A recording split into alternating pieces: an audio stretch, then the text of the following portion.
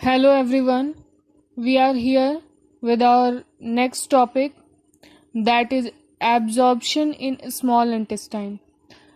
In previous topics, we are studied about how the food is going to be digested in stomach. After that, how it is going to be passed in the small intestine. And in a small intestine, the food is get digested. Each and every part we are discussed in our previous lecture. Okay, so here we have the topic, that is absorption in small intestine. मतलब कि small intestine में digestion process के बाद absorption process किस तरीके होता है। मतलब हमारी बॉडी जो है स्मॉल इंटेस्टाइन से जो भी फूड में जितना एनर्जी होता है, जो भी कंपोनेंट प्रेजेंट होते हैं, उन कंपोनेंट्स को स्मॉल इंटेस्टाइन से कैसे एब्जॉर्ब करती है, हम लोग ये चीज़ पढ़ेंगे। देखो क्या है, the digested food can now pass into the blood vessel in the wall of the intestine. क्या है कि जब फूड जो है कंप्लीटली डाइजेस्ट हो जाएगा स्मॉल इंटेस्टाइन में, तो क्या होगा, वो ब्लड वेसल्स के थ्रू पास आउट होगा। मतलब डाइजेस्टेड फूड ब्लड वेसल्स के थ्रू पास आउट होगा बॉडी में, जो कि किससे अटैच्ड रहता है, स्मॉल इंटेस्टाइन के वॉल से। देखो जो ब्लड वेसल बॉडी में जो भी एनर्जी हमारे फूड में स्टोर्ड रहती है उसको एब्जॉर्ब करके ले जाते हैं, वो सारे किससे अटैच्ड होते हैं, स्मॉल इंटेस्टाइन के इनर वॉल से। मतलब ये वाल हो गया, इसके वाल से जो भी ब्लड वेसल्स हैं वो कनेक्टेड रहेंगे। उस प्रोसेस को, मतलब एब्जॉर्प्शन प्रोसेस को हम क्या कहेंगे, मतलब जो प्रोसेस हो रहा है उसको हम क्या कहेंगे, एब्जॉर्प्शन। ओके, मतलब कि जब डाइजेस्टेड फूड जो है जो स्मॉल इंटेस्टाइन में जो ब्लड वेसल्स प्रेजेंट रहेंगे उनके थ्रू एब्जॉर्ब होगा, उस प्रोसेस को हम क्या कहेंगे, एब्जॉर्प्शन। चलो आगे क्या है, the inner walls of the small intestine have thousands of finger like out growths. मतलब कि जो स्मॉल इंटेस्टाइन है उसके इनर वॉल में, हम लोगों ने तो ये पढ़ लिया कि स्मॉल इंटेस्टाइन के इनर वॉल से ब्लड वेसल्स कनेक्टेड रहते हैं।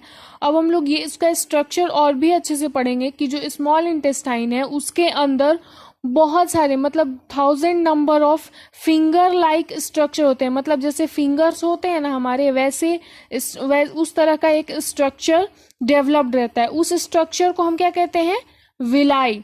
ठीक है, सिंगुलर वे में उसको हम विलस कहेंगे। मतलब एक इंडिविजुअल को कहना होगा तो विलस, और 1000 मतलब पूरे को हम क्या कहेंगे, एक साथ मिला के विलाई कहते हैं। अब वो प्रेजेंट है तो उसका कोई ना कोई तो फंक्शन होगा, तो देखते हैं क्या उसका फंक्शन है। The villi increase the surface area for absorption of the digested food. मतलब कि जो विलाई है वो क्या करता है कि जो भी डाइजेस्टेड फूड होता है उसके एब्जॉर्प्शन प्रोसेस में जो भी एरिया कंटेंट होता है उसको क्या करता है, इंक्रीज करता है। ठीक है, each villus has a network of thin and small blood vessels close to its surface.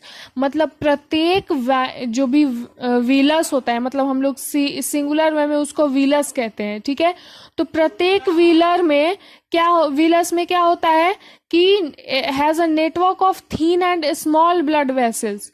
मतलब उसमें कि जो भी ब्लड वेसल्स प्रेजेंट रहते हैं उनसे क्या रहता है, उसका कनेक्शन रहता है, वो कनेक्टेड रहते हैं। ठीक है, जो भी व्हीलस प्रेजेंट होते हैं वो ब्लड वेसल्स जो स्मॉल इंटेस्टाइन से भी अटैच रहते हैं, उनसे क्या होता है, उनका भी कनेक्शन रहता है। The surface of the villi absorbs the digested food materials. मतलब कि जो विलाई का जो सरफेस है वो क्या करता है, डाइजेस्टेड फूड मटेरियल को क्या करता है, एब्जॉर्ब करता है। ओके, मतलब कि एक तरीके से हम कह सकते हैं कि एब्जॉर्प्शन प्रोसेस में भी जो विलाई होता है प्रेजेंट रहता है स्मॉल इंटेस्टाइन में, वो भी क्या करता है, बहुत बड़ा हेल्प करता है, उसका भी बहुत बड़ा रोल होता है। The absorbed substances are transported via the blood vessels to different organs of the body where they are used to build complex substances. मतलब कि जो भी कंपोनेंट्स जो फूड पार्टिकल्स में प्रेजेंट हैं वो क्या होंगे कि स्मॉल इंटेस्टाइन के वॉल से एब्जॉर्ब होकर के क्या होते हैं, ट्रांसपोर्ट होते हैं, मतलब कि वो भेजे जाते हैं। ट्रांसपोर्टेशन में क्या होता है कि एक जगह से दूसरे जगह किसी चीज को भेजना, ठीक है। तो वो एब्जॉर्ब सब्सटेंसेस क्या होते हैं, भेजे जाते हैं किसके थ्रू, ब्लड वेसल्स के थ्रू। मतलब कि जो ब्लड वेसल स्मॉल इंटेस्टाइन से कनेक्टेड होके वो कहाँ जाता है, ईच एंड एवरी पार्ट तक, मतलब ब्लड वेसल्स कनेक्टेड रहते हैं, ठीक है। तो वो ब्लड वेसल्स के थ्रू प्रत्येक ऑर्गेन में अलग अलग, मतलब जितने ऑर्गेन्स प्रेजेंट रहते हैं हमारे बॉडी में उन सारे ऑर्गेन्स तक हमारे जो ब्लड वेसल्स हैं फूड के कंपोनेंट को पहुंचाते हैं। और वो फूड कंपोनेंट क्या करता है, हेल्प करता है प्रत्येक ऑर्गेन को कि बहुत सारे अलग अलग सब्सटेंसेस को बनाने में, जो कि हमारे बॉडी को वर्क करने में, हमारे बॉडी को लिविंग प्रोसेस में रखने के लिए बहुत ज़रूरी होता है। So that's why it is very important that we our food is going to be digested and be absorb very मतलब क्या बोलते हैं, अच्छे से, very carefully and instantly, and and it is going to be consumed by our each and every blood vessels. okay, अब दिया है क्या आगे की कॉम्प्लेक्स सब्सटेंसेस में, जैसे कि such as the proteins required by the body, मतलब कि जैसे कि हमारे बॉडी में प्रोटीन की ज़रूरत होती है। तो हमने पढ़ा था कि मतलब हमारा जो अलग अलग जो भी डाइजेस्टिव सिस्टम में अलग अलग डिफरेंट पार्ट हैं वो क्या करते हैं कि उनका अपना एक अलग रोल होता है, और डाइजेशन प्रोसेस के दौरान सारे कंपोनेंट कॉम्प्लेक्स सब्सटेंसेस को सिंपल फॉर्म में तोड़ते हैं, तो उसमें एक प्रोटीन भी होता है, ठीक है। वो प्रोटीन हम क्या होता है, हमारे बॉडी में यूज होता है ताकि हमारा बॉडी जो है अच्छे से वर्क कर सके, सफिशिएंटली जो है वर्क कर सके। तो दिस इज कॉल्ड एसिमिलेशन, ठीक है। एसिमिलेशन मतलब कि जब हमारा डाइजेस्टेड फूड कि जो एब्जॉर्ब फूड होता है वो क्या होता है, डाइजेशन प्रोसेस के बाद एब्जॉर्प्शन प्रोसेस होता है, और एब्जॉर्ब होने के बाद जब वो फूड पार्टिकल जब यूज में आता है उस प्रोसेस को हम क्या कहते हैं, एसिमिलेशन। मीन्स दैट कि when digested food is going to be utilized by our body, this process is called assimilation. देखो क्या है, in the cells glucose break down with the help of oxygen into carbon dioxide and water. अब फिर उसमें वहां पर जब glucose तो ऐसे मतलब हमारे फूड से टूट करके डाइजेस्ट होकर के ग्लूकोज हमारे ब्लड वेसल्स के थ्रू एब्जॉर्ब हो गया, जब वो सेल में पहुंचता है, ठीक है, जब वो ग्लूकोज जो है कंपोनेंट जब हमारे सेल में पहुंचता है तो वहां पर क्या होता है कि वो फिर से टूटता है, मतलब सेल में भी जाकर के वो एक सिंपल फॉर्म में टूटता है, किसके हेल्प से, ऑक्सीजन के हेल्प से। और उसका जब वो टूटता है, मतलब ग्लूकोज जब टूटता है, ब्रेक डाउन होता है, तो किस किस फॉर्म में कन्वर्ट हो जाता है, कार्बन डाइऑक्साइड और वाटर के फॉर्म में, ठीक है। मतलब वो किस किस फॉर्म में टूटता है, CO2 प्लस H2O मतलब water, and energy is released. और साथ साथ ये दोनों के साथ साथ क्या और भी क्या रिलीज होता है, एनर्जी भी रिलीज होता है, जो कि हमारा बॉडी वर्क करने के लिए यूज करता है। समझ में आया? Okay. The food that remains undigested and unabsorbed इंटर्स into the large intestine. अब देखो हमने तो ये पढ़ा कि जो मतलब डाइजेस्टेड फूड है वो एब्जॉर्ब हो गया, ठीक है, हमारे ब्लड वेसल्स के थ्रू। लेकिन जो फूड का पार्ट जो डाइजेस्ट नहीं हुआ होता है, मतलब जो कि अनडाइजेस्टेड रहता है या फिर एब्जॉर्ब नहीं हो पाता है हमारे ब्लड वेसल्स के थ्रू, तो वो क्या कहाँ चले जाता है, लार्ज इंटेस्टाइन। देखो अब हम लोग पढ़ेंगे किसके बारे में, लार्ज इंटेस्टाइन के बारे में, ठीक है। तो जो लार्ज इंटेस्टाइन है क्या है, is wider and shorter than small intestine. मतलब कि जो लार्ज इंटेस्टाइन है as comparison with small intestine it is being wider, मतलब ये चौड़ाई में ज्यादा होता है, मतलब इसकी चौड़ाई ज्यादा होती है स्मॉल इंटेस्टाइन से, और ये इसका जो लेंथ होता है वो क्या होता है, वो छोटा होता है, ठीक है।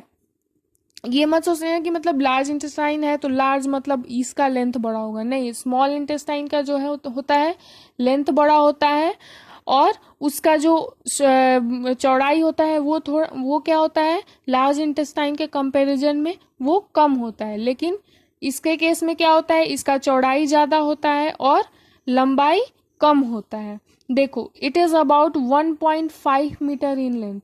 इसका जो लंबाई है वो कितना है, सिर्फ 1.5 मीटर ही है। Its function is to absorb water and some salts from the undigested food material.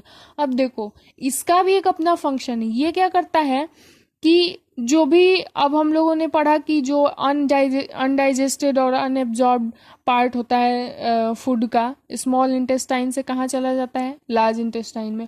अब उसमें से भी क्या होता है कि जो वहाँ से अनडाइजेस्टेड और एब्जॉर्ब फूड पार्टिकल आ जाता है लार्ज इंटेस्टाइन में, तो उसमें से वाटर को और साल्ट को, कुछ साल्ट का अमाउंट को क्या करता है, वो उस फूड पार्टिकल से लार्ज इंटेस्टाइन एब्जॉर्ब कर लेता है।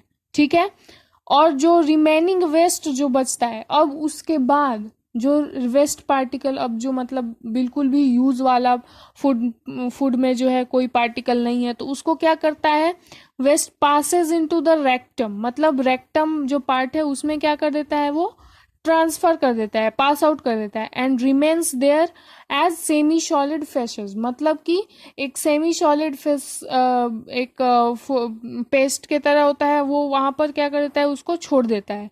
ठीक है, the facial matter is removed through the anus from time to time. मतलब कि जो फैकल मैटर होता है, मतलब कि जो वेस्ट पार्ट होता है फूड का, वो क्या होता है कि टाइम टू टाइम एनस के थ्रू रिमूव आउट होते रहता है बॉडी से। उस प्रोसेस को, मतलब जो process undigested food is going to be removed by our body at the time to time, this process is called egestion. मतलब हम लोग उस प्रोसेस को क्या कहते हैं, इजेशन कहते हैं। चलो आगे क्या है, डाइजेशन इन ग्रास ईटिंग एनिमल। अब हम लोगों ने तो ये पढ़ लिया कि न्यूट्रिशन इन एनिमल में, कि ह्यूमंस में कैसे डाइजेशन प्रोसेस होता है, उसके लिए कौन कौन से बॉडी पार्ट्स रिस्पॉन्सिबल होते हैं, उनका क्या इंडिविजुअली उनका क्या फंक्शन होता है, वो कैसे वर्क कर रहे होते हैं। लेकिन अब हम लोग क्या पढ़ेंगे कि जो ग्रास ईटिंग एनिमल होते हैं, मतलब कि जो घास वगैरह खाते हैं या फिर मतलब प्लांट का पार्ट वगैरह खाते हैं, उनमें जो है डाइजेशन प्रोसेस कैसे होता है, हम लोग अब इस चीज के बारे में डिस्कस करेंगे। देखो, इसमें सबसे पहले क्या दिया है कि कहा है कि कभी तुमने ये देखा है, have you observe cows, buffaloes and other grass eating animals chewing continuously even when they are not eating. मतलब हम लोग ये कभी देख सकते हैं, क्या तुमने ये कभी ऑब्जर्व किया है कि जो भी गाय होती हैं या फिर बुफेलोज होते हैं या फिर जो भी अदर एनिमल्स जो कि घास वगैरह खाते हैं या फिर चारा खाते हैं, वो हमेशा कॉन्टिन्यूअसली च्यूइंग करते रहते हैं, मतलब चबाते रहते हैं। Even when they are not eating, मतलब कि जब वो बैठे रहते हैं या फिर कहीं खड़े रहते हैं तब भी वो चबाने का प्रोसेस करते रहते हैं। ठीक है, तो वो क्यों करते रहते हैं हम लोग देखेंगे। Actually they quickly swallow the grass and store it in a part of the stomach called rumen. देखो, उनमें क्या होता है कि जब वो मान लो जब भी घास खा रहे हैं या फिर अपना भोजन ले रहे हैं, तो वो क्या कर देते हैं, वो डायरेक्टली स्वेलो कर जाते हैं। उस टाइम वो उस फूड को अपने डायरेक्टली निगल जाते हैं, उस समय कोई चबाने का प्रोसेस नहीं करते हैं। ठीक है, and store it in a part of the stomach, मतलब उसको फिर स्टमक के किस पार्ट में स्टोर करते हैं, र्यूमेन में। एकदम अच्छे से, एकदम पॉइंट वाइज समझना, एकदम पॉइंट टू पॉइंट समझना, नोट कर लेना, ताकि ये जो भी पैसेज है, पैराग्राफ है और जो भी टॉपिक है, ये बहुत क्लियरली समझ में आएगा। ठीक है, देखो क्या कह रहा था, फिर से समझा देती हूँ कि जो ग्रास ईटिंग एनिमल होते हैं, ठीक है, वो क्या करते हैं कि जब वो अपना भोजन लेते हैं तो वो उस समय डायरेक्टली क्या कर जाते हैं, उस भोजन को निगल जाते हैं। ठीक है, और स्टमक के किस पार्ट में वो निगले हुए फूड पार्टिकल को स्टोर करके रखते हैं, र्यूमेन में। ठीक है, यहां पर क्या होता है, here the food gets partially digested and is called curd. क्या है कि partially digested and is called curd, मतलब कि जो फूड है वो क्या हो जाता है कि मतलब उसका उसमें आधा डाइजेशन प्रोसेस हो जाता है। उस फूड को हम क्या कहते हैं, जो आधा डाइजेस्टेड हो जाता है उसको हम क्या कहते हैं, कर्ड कहते हैं। ठीक है, अब देखो क्या होता है, but later the curd returns to the mouth, मतलब कि जो कर्ड है वो फिर क्या होता है, कहाँ आता है, माउथ में आता है वापस। ठीक है, mouth in A small lumps and animals chewed it, मतलब कि थोड़े थोड़े अमाउंट में जो है, जो क्या है, कर्ड है, वो एनिमल्स जो भी मतलब ग्रास ईटिंग एनिमल है उनके मुंह में आते रहता है, और जो भी एनिमल है वो उसको क्या करते हैं, धीरे धीरे चबाते रहते हैं। अब समझ में आया कि क्यों जो भी एनिमल्स जो होते हैं, जब मान लो खाना अपना नहीं, भोजन नहीं भी ले रहे होते हैं, कहीं खड़े होते हैं, बैठे होते हैं, तो भी क्यों चबाते रहते हैं, क्योंकि उनका क्या होता है कि जो र्यूमेन में जो भी मतलब partially digested food means that कि कर्ड जो होता है वो स्टोर्ड रहता है, तो वो क्या होता है, थोड़े थोड़े अमाउंट में उनके अमाउंट में करके उनके माउथ में आते रहते हैं, और वो क्या करते हैं कि उस फूड को अच्छे से चबाते रहते हैं। This process is called rumination. और जो चबाने का प्रोसेस है, मतलब कि when they are going to chew their food which is called curd in a small amount continuously, this process is called rumination। ठीक है, and this animals are called ruminants, मतलब कि जो एनिमल्स रूमिनेशन कर रहे हैं उस तरह के एनिमल्स को हम क्या कहेंगे, रूमिनेंट्स कहेंगे। अब समझ में आया। एक तरीके से ऐसे भी याद कर सकते हो, जो भी एनिमल्स रूमिनेंट्स होते हैं उनमें कौन सा प्रोसेस होता है, रूमिनेशन। और रूमिनेशन प्रोसेस में क्या होता है कि जो भी वो अपना वो एनिमल क्या करते हैं कि अपने र्यूमेन के पार्ट में जो भी कर्ड होता है, मतलब पार्शियली डाइजेस्टेड फूड होता है, उसको क्या करते रहते हैं, हमेशा थोड़ा थोड़ा अमाउंट में करके चबाते रहते हैं। समझ आया। चलो आगे क्या है, the grass is rich in cellulose, मतलब कि जो घास होता है, ठीक है। अब हम लोगों ने तो ये पढ़ लिया कि उनमें कैसे डाइजेशन प्रोसेस, मतलब वो अपना भोजन कैसे चबाते हैं। अब हम लोग देखेंगे कि मान लो जो भी खाना खाते हैं, जो भी ग्रास वो अपना मतलब भोजन के फॉर्म में लेते हैं, वो क्या होता है कि सेलुलोज उसमें जो है ज्यादा अमाउंट में होता है। जो कि क्या होता है, सेलुलोज क्या है, एक तरीके से एक कार्बोहाइड्रेट है। ठीक है, मतलब उसमें वो क्या कर देता है, एक तरीके हम लोग उसको अदर नाम से क्या कह सकते हैं, कार्बोहाइड्रेट के नाम से भी उसको कह सकते हैं। क्या देखो आगे क्या दिया है, in ruminants like cattle, deer etcetera, bacteria present in rumen, मतलब कि जो रूमिनेंट्स हैं, लाइक मतलब जो भी कैटल्स हो गए, डियर हो गया, इसमें क्या होता है कि इनके रूमेन में बैक्टीरिया प्रेजेंट रहता है। ठीक है, अब हम लोग देखते हैं उस बैक्टीरिया का क्या फंक्शन है। वो क्या करते हैं, helps in digestion of cellulose, मतलब कि जो र्यूमेन में बैक्टीरिया प्रेजेंट हैं, तो वो क्या करते हैं कि सेलुलोज के डाइजेशन में क्या करते हैं, हेल्प करते हैं। अभी हम लोगों ने पढ़ा कि जो मतलब अपना वो घास वगैरह खाते हैं उनमें क्या होता है, सेलुलोज ज्यादा अमाउंट में होता है, तो वो बैक्टीरिया सेलुलोज को डाइजेस्ट करने में हेल्प करते हैं। Many animals including humans can not digest cellulose, मतलब कि बहुत सारे जो जानवर एनिमल्स हैं, उसमें एक ह्यूमन भी है, उनमें क्या होता है, सेलुलोज को वो क्या है, डाइजेस्ट नहीं कर सकते, क्योंकि उनके उनके अंदर वो र्यूमेन नहीं होता है। और र्यूमेन में क्या होता है कि र्यूमेन में एक तो र्यूमेन भी नहीं होता है, और वो बैक्टीरिया भी प्रेजेंट नहीं रहते हैं उस तरह के एनिमल में। ठीक है, आगे क्या है, animals like horses, rabbits etcetera have large sac like structure called calcium. ठीक है, अब देखो जो है दूसरे तरह के एनिमल्स हैं, जैसे कि हॉर्स हो गया, मतलब घोड़े हो गए, रैबिट्स हो गए, उनमें क्या है कि बहुत एक बड़ा सा थैली लाइक स्ट्रक्चर, थैली जैसा स्ट्रक्चर होता है, उसको हम क्या कहते हैं, कैल्शियम कहते हैं। ठीक है, कै कैकम कहते हैं। ठीक है, जो कि कहाँ प्रेजेंट रहता है, between the oesophagus and small intestine, मतलब कि जो कैल्शियम है वो कहाँ प्रेजेंट रहता है, किस किस कहाँ पे, ऑयसोफेगस और स्मॉल इंटेस्टाइन के बीच में। ठीक है। जैसे कि हमारे ह्यूमन के केस में हम लोगों ने पढ़ा था कि ऑयसोफेगस और स्मॉल इंटेस्टाइन के बीच में क्या होता है, स्टमक होता है। वैसे ही इनके केस में हॉर्स और रैबिट और इस तरह के एनिमल्स जो होते हैं उनके केस में क्या होता है, ऑयसोफेगस और स्मॉल इंटेस्टाइन के बीच में कैसम होता है। ठीक है। The cellulose of the food is digested here by the action of certain bacteria which are not present in humans. मतलब कि जो सेलुलोज होता है वो भी घास खाते हैं, तो वो क्या होता है कि कैल्शियम जो होता है उसके द्वारा वो क्या हो जाता है, वो सारे ग्रास डाइजेस्ट हो जाते हैं। किस वजह से, क्योंकि उसमें भी कुछ ऐसे बैक्टीरिया होते हैं जो कि सेलुलोज को डाइजेस्ट करने में हेल्प करते हैं। ठीक है। अब क्या दिया है, so far you have learnt about animals which possesses the digestive system, but there are many small organisms which do not have a mouth and a digestive system।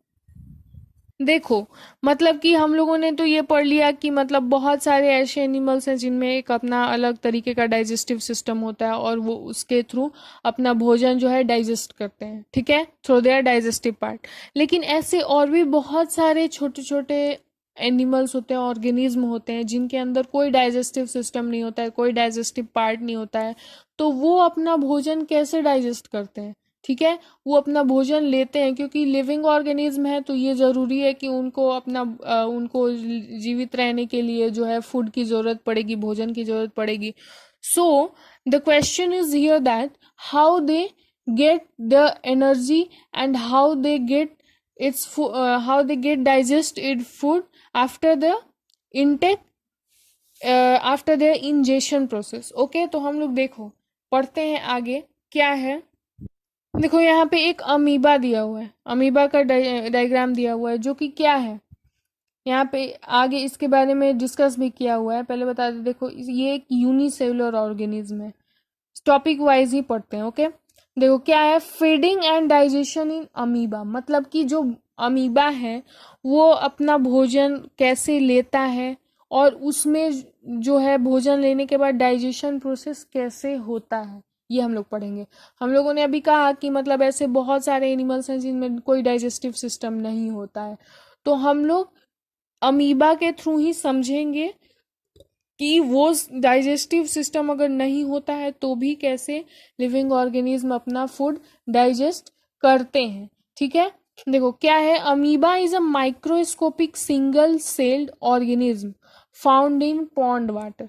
मतलब कि जो अमीबा होता है एक माइक्रोस्कोपिक सिंगल सेल्ड, देखो एक sentence में कितना कुछ कहा हुआ है। मतलब कि जो अमीबा है ये माइक्रोस्कोपिक होता है, मतलब हम लोग इसको माइक्रोस्कोप के थ्रू ही देख सकते हैं। ठीक है, और ये क्या होता है, सिर्फ सिंगल सेल, मतलब कि ये सिर्फ एक ही सेल से बना होता है। ठीक है, और ये कहाँ पाया जाता है, पॉन्ड वाटर में, मतलब तालाब के पानी वगैरह में, जहाँ मतलब पानी इकट्ठा रहता है या फिर पानी बहुत देर से जमा होता है, वहां पर क्या होते हैं, अमीबा जो है डेवलप करते हैं। ठीक है, आगे क्या है, amoeba has a cell membrane, a rounded dense nucleus and many small bubble like vacuoles. जो अमीबा है उसमें क्या होता है, एक सेल मेम्ब्रेन होता है, और उसका जो सेल मेम्ब्रेन है और उसमें क्या होता है कि राउंडेड डेंस न्यूक्लियस, और उस सेल मेम्ब्रेन के अंदर क्या होता है, एक गोल, मतलब कि राउंड सर्कुलर लाइक स्ट्रक्चर, एक क्या प्रेजेंट रहता है, न्यूक्लियस प्रेजेंट रहता है, और भी बहुत सारे छोटे छोटे वैक्यूल्स उसके बॉडी के ऊपर प्रेजेंट रहते हैं। ठीक है, इन इट्स साइटोप्लाज्म। देखो मैं तुम्हें एक चीज बता दे रही हूँ, देखो जो सेल होता है, ये हुआ एक सेल, ठीक है, ये सिंगल सेल है, इसमें ये जो इसका आउटर पार्ट है इसको हम कहते हैं प्लाज्मा मेम्ब्रेन। ठीक है, प्लाज्मा मेम्ब्रेन। ठीक है, ये दूसरा हो गया कि क्या हो गया, ये साइटोप्लाज्म, साइटोप्लाज्म, और ये जो है ये क्या होता है, न्यूक्लियस होता है। ये क्या है, न्यूक्लियस। तो हमने अभी क्या कहा कि जो अमीबा भी होता है उसमें भी क्या है कि न्यूक्लियस प्रेजेंट है। देखो यहाँ दिया भी हुआ है, एक न्यूक्लियस है, इसमें और प्रोसेस दिया हुआ है। जैसे देखो यहाँ पे न्यूक्लियस अभी हम लोगों ने पढ़ा और आगे पढ़ते जाएंगे।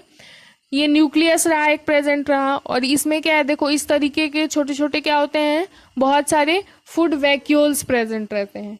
ठीक है, in its cytoplasm amoeba constantly changes its shape and position.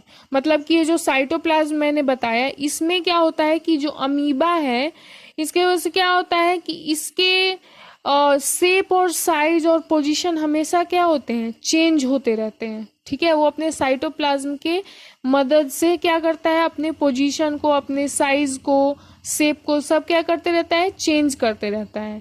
ठीक है, it pushes out one or more finger like projections called pseudopodia or false feet for movement and capture of food. ये क्या करता है कि साइटोप्लाज्म में तो movement होता है, अभी हम लोगों ने ये पढ़ लिया, लेकिन ये क्या करता है कि जब इसको अपना भोजन लेना होता है, ठीक है, टू कैप्चर इट्स फूड, मतलब जब इसको अपना भोजन लेना होता है तो ये क्या करता है, फिंगर लाइक प्रोजेक्शंस को डेवलप करता है। देखो ये फिंगर लाइक प्रोजेक्शंस यहाँ डेवलप किया है, तो इस फिंगर लाइक प्रोजेक्शंस को हम क्या कहते हैं, पेसुडोपोडिया कहते हैं। देखो यहाँ दिया है पेसुडोपोडियम। तो ये पेसुडोपोडिया क्या करता है कि जो भी फूड है इसको क्या करता है कि कैप्चर करने में मदद करता है। ठीक है, मतलब ये फिंगर लाइक प्रोजेक्शंस डेवलप करेगा, इसके अंदर जो है धीरे धीरे इसका जो भोजन है वो इसके अंदर चला जाएगा। ठीक है, उसके बाद क्या होता है कि उस पेसुडोपोडियम के थ्रू वो धीरे धीरे मतलब जो है पार्ट, जब ये भोजन अपना इसके अंदर लेना स्टार्ट करेगा तो फिर ये क्या कर दे, जब इसके अंदर ये भोजन चला जाएगा तो ये फिर इसके ऊपर से ये क्या कर लेगा, अपने साइटोप्लाज्म, मतलब ये अपने इस पार्ट से इसको क्या कर लेगा, कवर कर लेगा, तो ये इसके अंदर आ जाएगा ये फूड पार्टिकल। ठीक है, आगे क्या है, जो अमीबा है, ठीक है, feeds on some microscopic organism. मतलब कि अमीबा भी तो है जो बहुत मतलब छोटा होता है, वो माइक्रोस्कोपिक होता है, मतलब हम लोग उसको माइक्रोस्कोप के हेल्प से देख सकते हैं। तो उसका भोजन भी जो होगा वो ऑब्वियस सी बात है माइक्रोस्कोपिक ही होगा। ठीक है, when it senses food it pushes out pseudopodia around the food particles and engulfs it.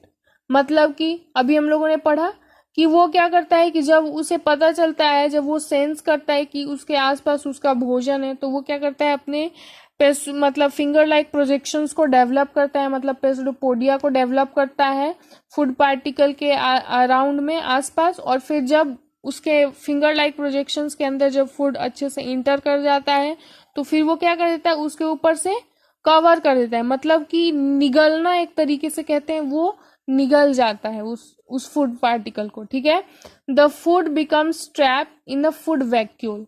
मतलब कि जो भोजन है वो किस चीज में ट्रैप्ड हो जाएगा, फूड वैक्यूल में। मतलब कि जो ऐसे ये अमीबा है, ठीक है, और ये पेसुडोपोडियम के हेल्प से ये अंदर आया। ठीक है, अंदर जब आ जाएगा तो एक तरीके से इस तरीके का स्ट्रक्चर रहेगा। तो जो भोजन है वो किस चीज में, इस जो ये स्ट्रक्चर फिर डेवलप होगा, हम इसको क्या कहेंगे, फूड वैक्यूल कहेंगे। ठीक है, तो ये इसका अमीबा का जो भोजन है वो कहाँ आकर के कंटेन हो जाएगा, फूड वैक्यूल में। ठीक, the digestive juices are secreted into the food vacuole. अब जो फूड वैक्यूल फिर से डेवलप हुआ है वहां पर क्या होगा, अमीबा अपना डाइजेस्टिव जूस सेक्रीट करेगा, जिस जूस के वजह से उसका भोजन है वो डाइजेस्ट होगा, सिंपल फॉर्म में टूटेगा। They act on food and break it down into simpler substances, gradually the digested food is absorb. मतलब कि वो अपना डाइजेस्टिव जूस सेक्रीट करेगा, फिर उसके बाद उसका भोजन डाइजेस्ट होगा, फूड डाइजेस्ट होगा, and after that, after digestion process its food is going to be absorb. ठीक है, मतलब उसका डाइजेशन प्रोसेस होने के बाद उसका जो भोजन है उसके द्वारा एब्जॉर्ब कर लिया जाता है। and then the same thing is going to be happen. The absorbed substances are used for growth, maintenance and multiplication. मतलब कि जो फूड, जो मतलब उसका सब्सटेंस जो है, सिंपल फॉर्म में जो भी सब्सटेंस फूड के द्वारा अमीबा को मिला, वो क्या करते हैं, उसको कि हेल्प करते हैं उसके ग्रोथ में, उसको उसको लिविंग फॉर्म में मेंटेन रखने के लिए, और फिर उसके मल्टीप्लिकेशन प्रोसेस में, मतलब कि और सारे अमीबा के और नंबर्स को बढ़ाने के लिए क्या करते हैं, वो सारे सब्सटेंसेस हेल्प करते हैं उसको। ठीक है। The undigested residue of the food is expelled out by the vacuole. और जो अनडाइजेस्टेड फूड पार्टिकल है वो भी किस पार्ट के द्वारा मतलब एक्सक्रीटेड हो जाते हैं, वैक्यूल के थ्रू ही होता है। ठीक है। मतलब कि उसने पेस्टोपोडिया से स्ट्रक्चर बनाया, और जब उसको इंगल्फ किया, मतलब कि उसको चारों तरफ से ढक लिया, तो भी क्या बनाया उसने, फूड वैक्यूल बनाया। और जब एक्सक्रीट कर रहा है तो भी किस पार्ट के थ्रू एक्सक्रीट कर रहा है, फूड वैक्यूल के, सॉरी, वो भी किस पार्ट के थ्रू, वैक्यूल के थ्रू ही उसको एक्सक्रीट कर रहा है, मतलब जो भी अनडाइजेस्टेड पार्ट रह गया है भोजन का। ठीक है। अब क्या है, the basic process of digestion of food and release of energy in the same in all animals. मतलब कि जो भी डाइजेशन प्रोसेस का, ये जो भी हम लोगों ने अपने इस चैप्टर में पढ़ा, वो सब न्यूट्रिशन इन एनिमल्स जो हमारा चैप्टर है, वो सारे क्या हो गए, बेसिक प्रोसेस हो गए डाइजेशन के, जो कि और जो भी रेस्ट ऑफ लिविंग ऑर्गेनिज्म जो भी बच जाते हैं, उनमें सेम चीजें वही होती हैं। ठीक है। वैसे ही उनमें डाइजेशन प्रोसेस होता है। In a later chapter we will learn about the transport of food absorbed by intestine to the previous parts of the body. अब हम लोग अपने नेक्स्ट चैप्टर में, बायोलॉजी के अपने नेक्स्ट चैप्टर में पढ़ेंगे कि जो भी एब्जॉर्ब फूड हुआ, मतलब जो भी हमारा भोजन जो है एब्जॉर्ब हुआ, तो हम लोगों ने पढ़ा कि ब्लड वेसल उसको क्या करते हैं, ट्रांसपोर्ट करते हैं। तो वो जो भी ट्रांसपोर्टेशन प्रोसेस होता है, मतलब जो भी फूड पार्टिकल्स जो होते हैं वो कैसे ट्रांसपोर्ट होते हैं after it is going to be absorb from the intestine, तो वो सारी चीजें, वो सारे टॉपिक्स हम लोग अपने नेक्स्ट चैप्टर में पढ़ेंगे। ठीक है। अब हम लोग इसके बाद हम लोग का जो है ये चैप्टर जो है कंप्लीट होता है। So that's all, thank you for today and have a nice day, and lastly like this video and also subscribe my channel. That's all.